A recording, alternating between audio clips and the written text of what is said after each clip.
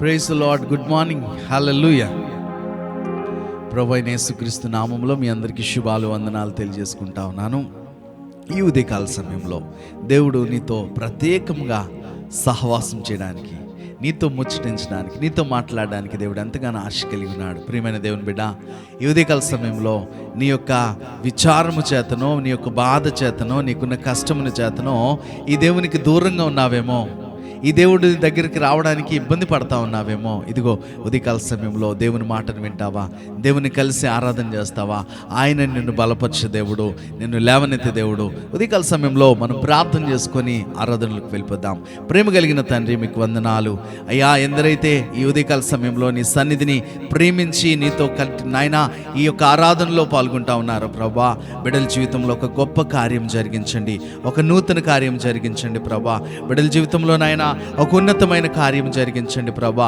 మీరే కృప కలగ చేయమని అడుగుతా ఉన్నా ప్రభా, మీరే అద్భుతం చేయమని అడుగుతా ఉన్నా ప్రభా. అయ్యా, అసాధారణమైన కార్యములు చేయగలిగిన దేవుడు ప్రభా, ఆత్మ ద్వారా సమస్తమును సాధ్యపరచగలిగిన దేవుడు ప్రభా. ఉదయకాల సమయంలో మా మనసును మార్చి నూతన పరచగలిగిన దేవుడు ప్రభా. అయ్యా, వారి కాన్షియస్ మీదకి మీ రక్తమును నేను మాట్లాడుతా ఉన్నా ప్రభా. అయ్యా, వారి కాన్షియస్లో నేను ఎక్కడో స్టక్ అయిపోయారేమో ప్రభా. ఇదిగో పలుకు ప్రక్షణ రక్తము, క్రీస్తు యొక్క రక్తము అయ్యా ఇప్పుడే వారికి జీవింప చేయబడును గాక, వారి హృదయంలో ఒక నెమ్మది కలుగును గాక, ఆదరణ కలుగును గాకని ప్రకటిస్తూ నజరేయుడైన యేసు నామములో ప్రార్థించి నమ్మి వేడుకొంచున్నాము తండ్రి. ఆమేన్, ఆమేన్, ఆమేన్, ఆమేన్. మనందరికీ తెలిసినటువంటి పాట పాడుకుంటూ దేవుని నామాన్ని గొప్ప చేద్దాం. హల్లెలూయా, హల్లెలూయా, హల్లెలూయా.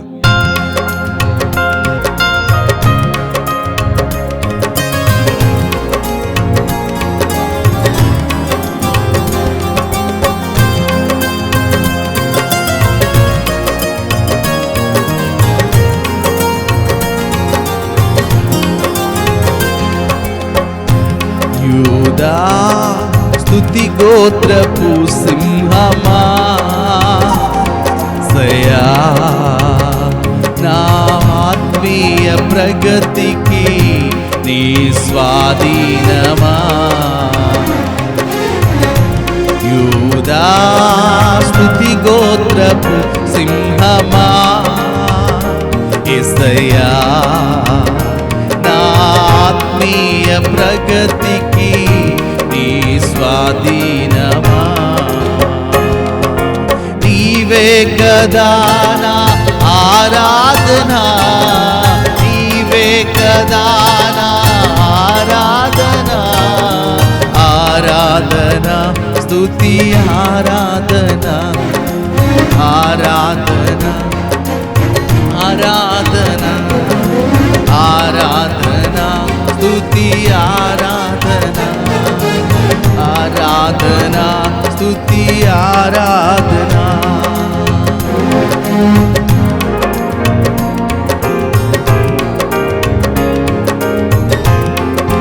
నీ ప్రజల నెమ్మదికై రాజాజ్ఞ మార్చింది నీవేనని, నీ ప్రజల నెమ్మదికై రాజాజ్ఞ మార్చింది నీవేనని. అనతి కాలాన అంగారులను అధమున చేసిన నీకు,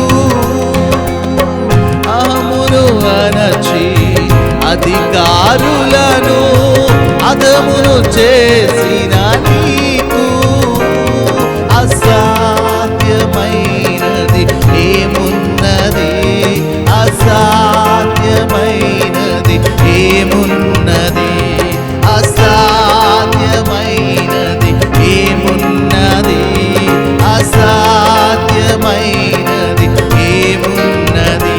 యూదా స్తుతి గోత్రపు సింహమా, యేసయ్యా ఆత్మీయ ప్రగతికి నీ స్వాధీనమా.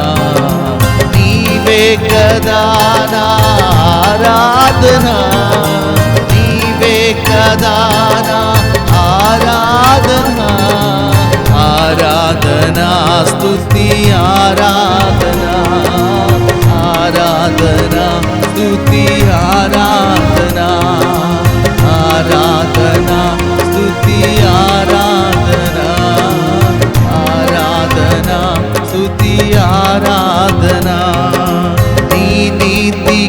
కిరణాలకై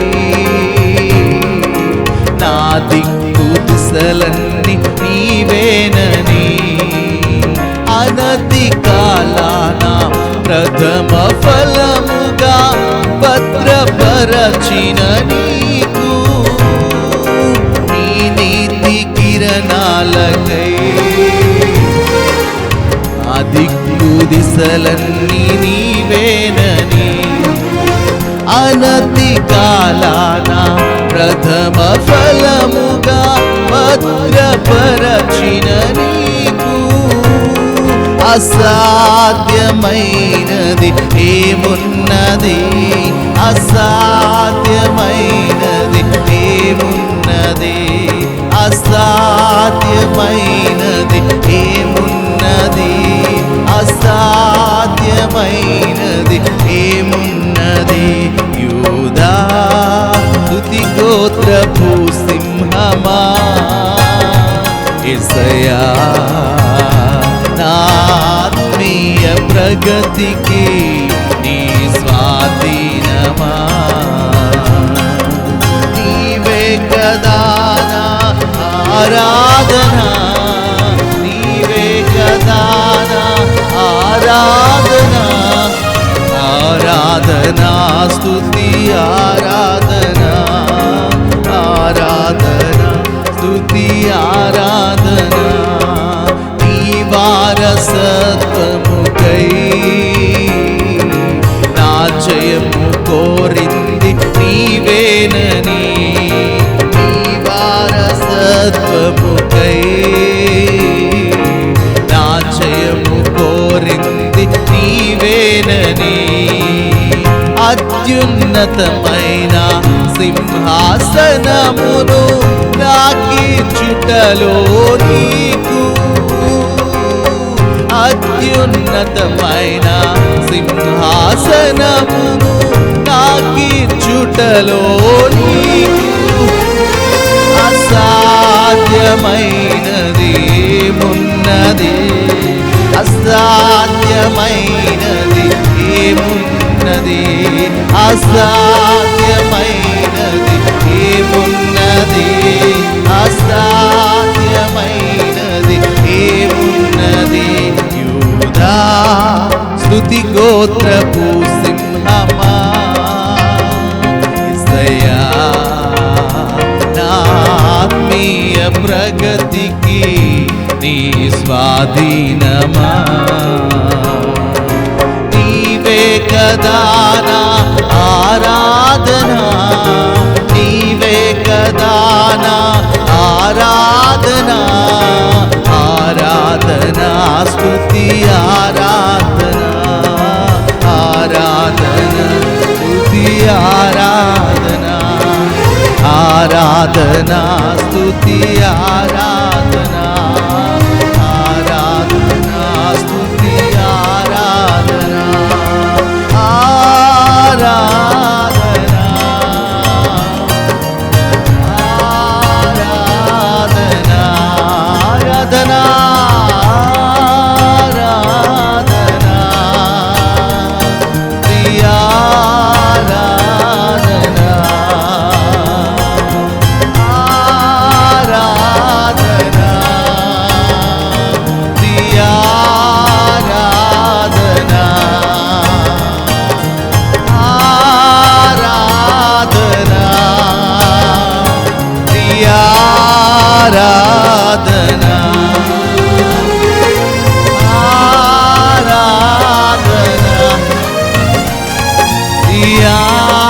ఆరాధన ఆరాధన స్తుతి ఆరాధన ఆరాధన ఘన ఆరాధన ఆరాధన స్తుతి ఆరాధన ఆరాధన ఘన ఆరాధన స్తుతి గోత్రపు సింహమా యేసయ్యా నా ఆత్మీయ ప్రగతికి నీ స్వాధీనమా యూదా స్తుతి గోత్ర ప్రభు సింహమా దయా ఆత్మీయ ప్రగతికి నీ స్వాధీనమా యేసయానికే మహిమా యేసయానికే ఘనత యేసయా నీకే మహిమా యేసయా నీకే ఘనత యేసయ్యా నీ కృప తలంచగానే నా శ్రమలుగా అనిపించలేదే యేసయ్యా నీ కృప తలంచగానే నా శ్రమలుగా అనిపించలేదే నాట్యమాడేను నా అంతరంగము ఇది రక్షణానంద భాగ్యమే నీవు నాకిచ్చే మహిమ ఎదుట ఇవి ఎన్నతగినవి కావే సుగుణాల సంపన్నుడా గానాల వారసుడా జీవింతును నిత్యము నీ నీడలో ఆస్వాదింతును నీ మాటల మకరందము జీవింతును నిత్యము నీ నీడలో ఆస్వాదింతును నీ మాటల మకరందము సుగుణాల సంపన్నుడా యేసయ్యా నీతో జీవించగానే నా శ్రమలు ముందుగా మారేనులే యేసయ్యా నీతో జీవించగానే నా బ్రతుకుగా మారేనులే నాట్యమాడేను నా అంతరంగము ఇది రక్షణానంద భాగ్యమే నాట్యమాడేను నా అంతరంగము ఇది రక్షణానంద భాగ్యమే సుగుణాల సంపన్నుడా స్తుతిగానాల వారసుడా జీవింతును నిత్యము నీ నీడలో ఆస్వాదింతును నీ మాటల మకరందము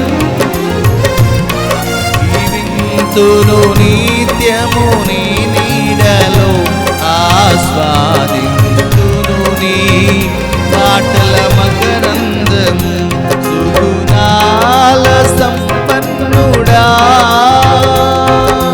యేసయ్యా నిన్ను విన్నంతగానే ఆజ్ఞల మార్గము కనిపించెనే యేసయ్యా నిన్ను విన్నంతగానే ఆజ్ఞల మార్గము కనిపించెనే నీవు నాకిచ్చే మహిమ ఎదుట ఇవి ఎన్నతగినవి కావే నీవు నన్ను నడిపించగలవు నేను నడువవలసిన త్రోవలో సుగుణాల సంపన్నుడా స్తుతిగానాల వారసుడా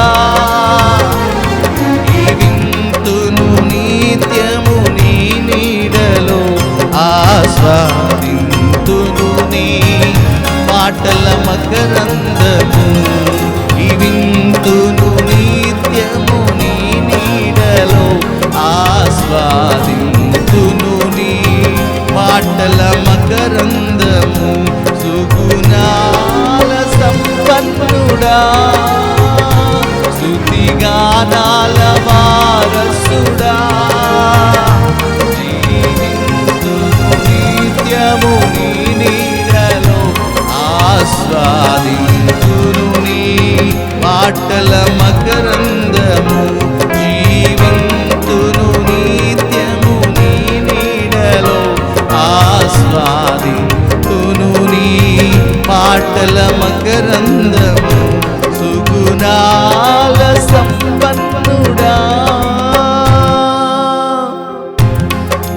యేసయ్యా నీ కృప తలంచగానే నా శ్రమలుగా అనిపించలేదే. నీవు నాకిచ్చే మహిమ ఎదుట ఇవి ఎన్న తగినవి కావే. నీవు నాకిచ్చే మహిమ ఎదుట ఇవి ఎన్న తగినవి కావే.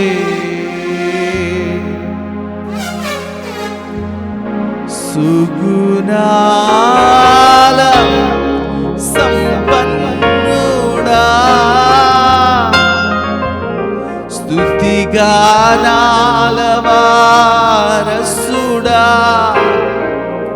జీవింతును నిత్యము నీ నీడలో ఆస్వాదింతును నీ మాటల మకరందము. యేసయ్యా నీకు వందనాలు. ఉదయకాల సమయంలో నీ సన్నిధిలో గడుపుట ఎంతో శ్రేష్టము, ఎంతో మంచిదని వాక్యం సెలవిస్తూ ఉంది. ఉదయకాల సమయంలో నిన్ను స్తుతించడానికి, నిన్ను గణపరచడానికి మాకు ఇచ్చిన గొప్ప భాగ్యమును బట్టి మీకు వందనాలు అయ్యా. ఉదయకాల సమయంలో నాతో మాట్లాడే దేవుడు నాయన, మమ్మల్ని బలపరిచే దేవుడు అని నమ్ముతూ కృతజ్ఞతాస్తుతులు చెల్లిస్తూ నజరేయుడును సర్వశక్తి కలిగిన యేసుక్రీస్తు నామం పేరట ఈ ఆరాధన సమర్పించి వేడుకొంచున్నాము తండ్రి. ఆమేన్, amen, amen, amen, amen, amen, ఆమేన్. హల్లెలూయా. దేవుని నామమునకు మహిమ కలుగును గాక. ఆమేన్.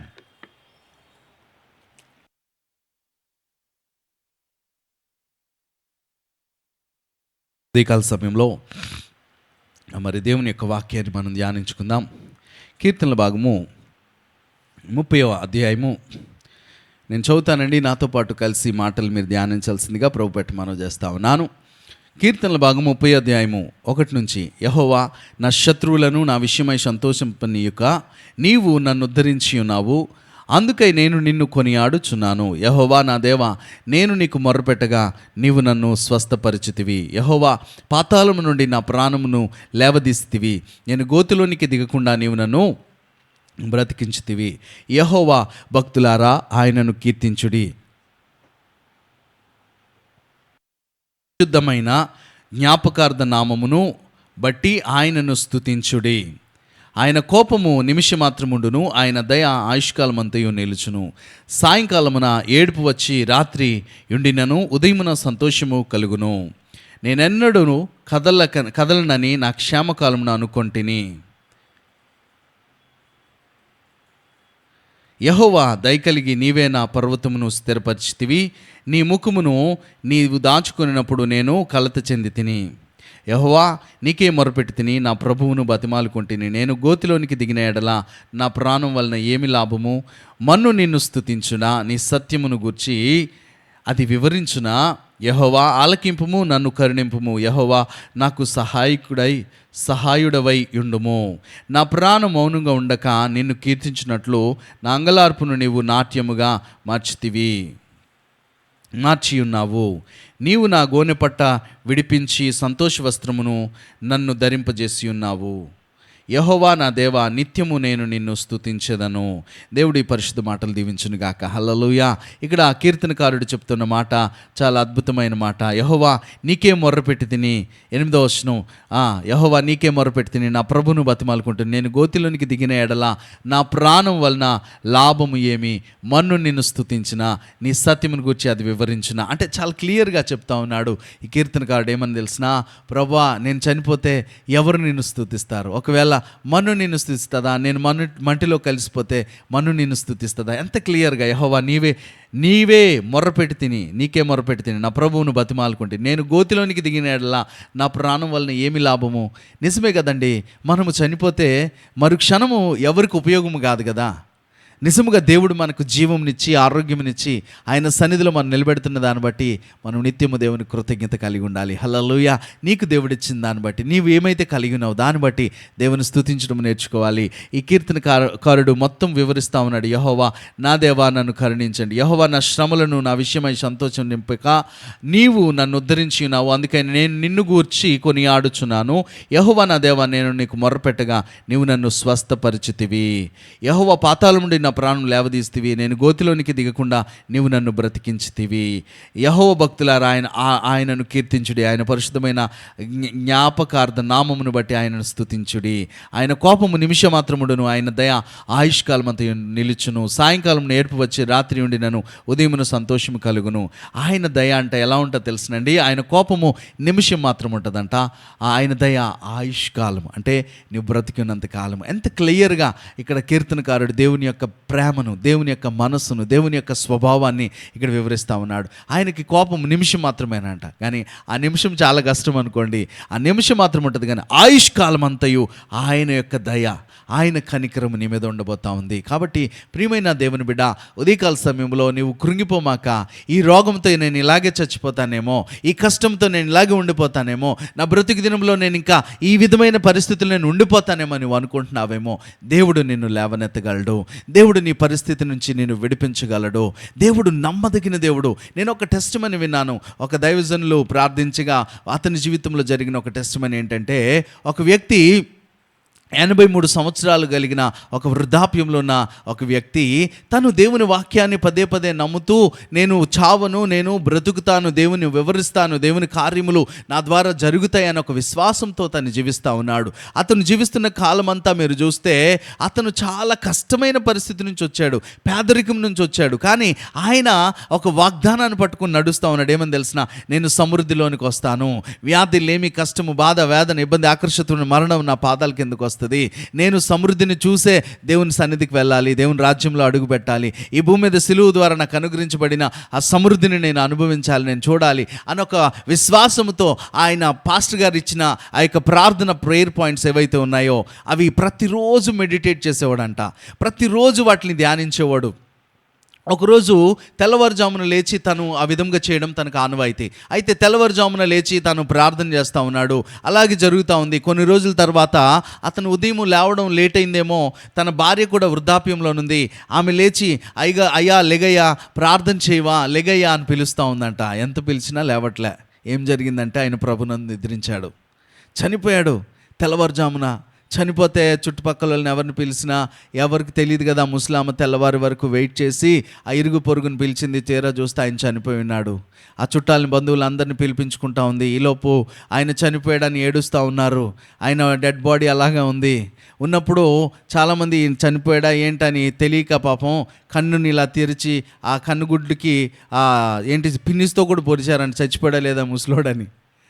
ఓకే, ఇది ఇలా జరిగిన తర్వాత ఆయన ఆత్మలో పోరాటం జరుగుతూ ఉంది. అదే ఎర్లీ మార్నింగ్. ఏమని, ఈయన ఒక దూత వచ్చి తీసుకెళ్ళిపోయిందంట. తీసుకెళ్ళిపోతే, వద్దయ్యా నన్ను తీసుకెళ్ళమాకయ్యా, నన్ను తీసుకెళ్ళమాక, ఎందుకంటే నేను ఇదిగో దేవుని వాగ్దానాలు పట్టుకొని నేను ప్రార్థన చేస్తూ ఉన్నాను, నేను సమృద్ధిని చూడాలి, వ్యాధి లేమి కష్టం నా బాధ అంతా నా యొక్క పాదాల కిందకి రావాలి. ఇదిగో నేను ఇప్పుడు చనిపోతే కనీసం పెట్టి నాకు ఆ దాన సంస్కరణలు ఉంటాయి కదా, వాటి కోసం నా ఖర్చు కూడా నా దగ్గర లేదు, ఆ ముసలమ్మ దగ్గర లేదు, నా భార్య దగ్గర డబ్బులు లేవు, ఇంత పేదరికంలో నేను చావకూడదు, ఎందుకు అలా నేను చావాలి, నేను చావడానికి వీల్లేదే అంటే ఆ దూత తనతో మాట్లాడుతుందంట. అయ్యా అవునా, ఎవరు చెప్పారు నీకంటే మా పాస్టర్ గారు చెప్పారు.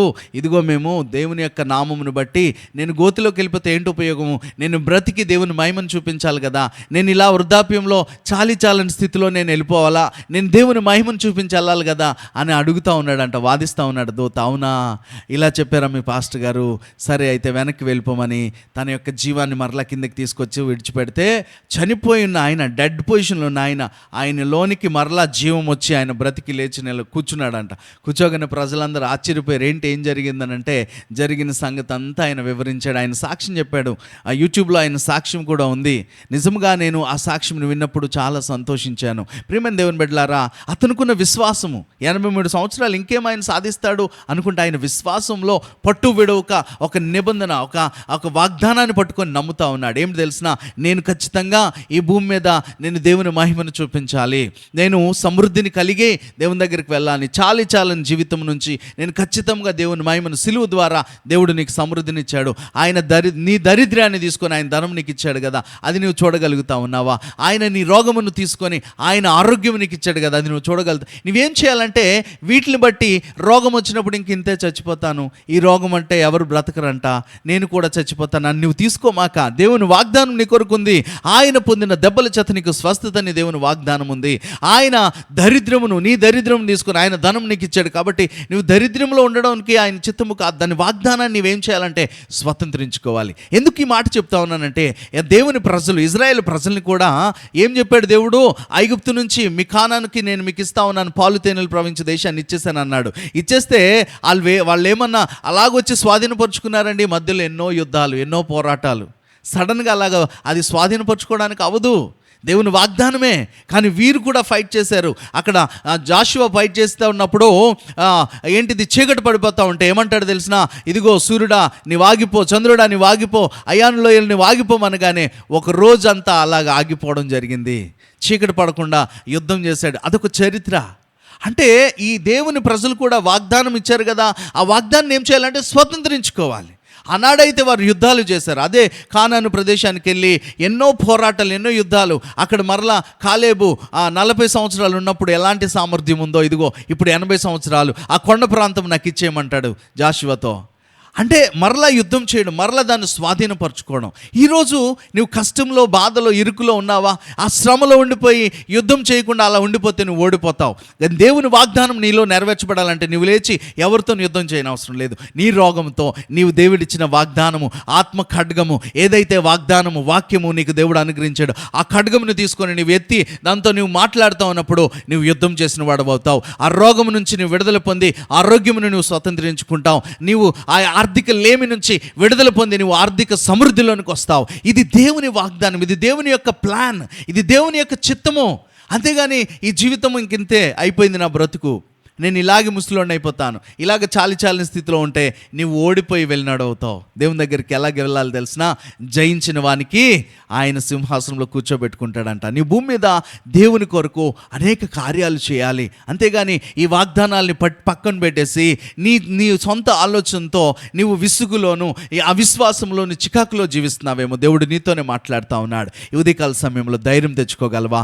నీవే పరిస్థితిలో ఉన్నా, ఇదిగో వాగ్దానాలు నీ కొరకు సిద్ధంగా ఉన్నాయి. దేవుని వాక్యం మనకి ఎందుకు అనుగ్రహించబడిందో తెలుసునండి, ఆ వాగ్దానాన్ని స్వతంత్రించుకోవాలి. ఆ వాగ్దానాన్ని నువ్వేం చేయాలి తెలిసిన, అది ఖడ్గముగా, అదొక ఆయుధముగా తీసుకొని దాన్ని పట్టుకొని నీ శత్రువు ఏదైతే నేను బాధపెడుతుందో దాంతో నీవు ఈ పోరాటం చేయగలగాలి. ఆ వాగ్దానాన్ని ఎత్తి పట్టుకొని దాన్ని కొట్టినప్పుడు అది నీ యొద్ద నుంచి పారిపోతుంది. ఉదయకాల సమయంలో ఇటు విధంగా నువ్వు చేయడానికి ఇష్టపడతా ఉన్నావా? అయితే ప్రార్థన చేద్దామా? నాతో పాటు కలిసి ప్రార్థనలో ఏకమించాల్సిందిగా ప్రభు పెట్ట మనం చేస్తా ఉన్నాను. హల్లెలూయా. యుద్ధము యెహోవాదే, యుద్ధము యెహోవాదే, ఎరికో గోడలు ముందున్న, ఎర్ర సముద్రము ఎదురైనా, అద్భుత దేవుడు మనకుండగా భయమేలా మనకింకా. నిజమే కదండి, ఎన్నో శ్రమలు, ఎన్నో బాధలు దేవుడైతే వాగ్దానం చేశాడు. ఆ వాగ్దాన భూములను ప్రవేశించడానికి, వీరు యుద్ధములు చేయడానికి, వీరు పోరాడడానికి, దేవుడిచ్చిన మాటను పట్టుకొని నిలబడడానికి దేవుడు ఎన్నో కార్యాలు వీరి పక్షం యుద్ధములు చేస్తూ ఉన్నాడు. అని వీరు మాటను పట్టుకొని నిలబడగలగాలి. ఈ రోజున నీవు ఎంతో కష్టంలో ఉన్నావు, ఎంతో బాధలో ఉన్నావు, కానీ ఇదిగో ఈ వాగ్దానమును పట్టుకొని, దేవుడు నీకు ఇచ్చిన వాగ్దానం, నువ్వు ఆరోగ్యంగా ఉండడం ఆయన చిత్తము, నువ్వు మంచిగా ఉండడం ఆయన చిత్తము. ఆ వాగ్దానాన్ని ఎత్తి పట్టుకొని నువ్వు ప్రార్థన చేయగలవా? ఆ వాగ్దానాన్ని పట్టుకొని నువ్వు స్వతంత్రించుకోగలవా? ఇదిగో దేవుడు నీ జీవితంలో కార్యములు కార్యములు చేయడానికి సిద్ధంగా ఉన్నాడు. ప్రార్థించేద్దాం. ఆ ప్రభా నీకు వందనాలయ్యా. నీ ప్రియులు ఎందరైతే ఈ మాటలు విని ఈ వాగ్దానాన్ని స్వతంత్రించుకుంటా ఉన్నారో, ఒకవేళ ఉద్యోగము కొరకు ఏమైనా వారు ఫారెన్ ప్లాన్స్ బయటికి వెళ్ళడానికి ప్రయత్నాలు చేస్తూ ఉన్నారేమో దేవా, యేసు నామంలో మార్గములు సరళమగును గాకని ప్రకటిస్తా ఉన్నా తండ్రి. అయ్యా అనారోగ్య పరిస్థితులు ఇబ్బంది పడతా ఉన్నారేమో ప్రభా, మరణకరమైన రోగము డాక్టర్లు చెప్పేసరి ఇంకా చనిపోతావని చెప్పారేమో. ఇదిగో దేవా, నువ్వు నాయన స్వస్థపరచగలిగిన దేవుడివి, నువ్వు జీవం ఇవ్వగలిగిన దేవుడు ప్రభా. అయ్యా నా మధ్య కాలంలోనే మరణించడం నిశ్చితము కాదు కదా ప్రభా, దీర్ఘాయువునిస్తానని వాగ్దానం చేసావు ప్రభా. అయ్యా బిడ్డల విషయంలో కార్యం జరిగించండి, వారికున్న ఆర్థిక లేమి నుంచి విడిపించండి అయ్యా, వారికున్న కష్టం నుంచి విడిపించండి. బిడ్డలను ఉన్నతంగా మీరు లేవనెత్తమని, అన్ని విషయాల్లో ఫలింప చేయమని, ఉదయకాల సమయంలో వారు నాయన వారి కుటుంబము సమాధానంతో నెమ్మదితో వారు జీవించడానికి కృప కలిగి చేయమని నజరేయుడైన యేసుక్రీస్తు నామం పేరట ఈ ప్రార్థన అడిగి వేడుకొంచున్నాము తండ్రి. ఆమేన్, ఆమేన్, ఆమేన్. మన తండ్రి అయిన దేవుని ప్రేమ, కుమారుడైన యేసుక్రీస్తు వారి కృప, పరిశుద్ధాత్మ దేవుని అన్యోన్య సాహసం కాపుదల ఇక్కడ కూడి అయిన బిడ్డలకును సకల పరిశుద్ధులకును సదాకాలము తోడయండి నడిపించును గాక. Amen, amen, amen. God bless you. దేవుడు మనల్ని దీవించును గాక. సమాధానం కలిగి దేవుని సన్నిధికి వెళ్దాం. ఈ దినమంతా దేవుని యొక్క మాటని మీరు ధ్యానిస్తూ దేవుని కొరకు జీవించాల్సిందిగా ప్రభుపెట్టి మనం చేస్తా ఉన్నారు. రేపు ఇదే సమయానికి మరలా కలుసుకుందాం. అంతవరకు దేవుడు తన రెక్కల చాటున మనం భద్రపరిచి కాపాడి నడిపించును గాక. ఆమేన్. God bless you.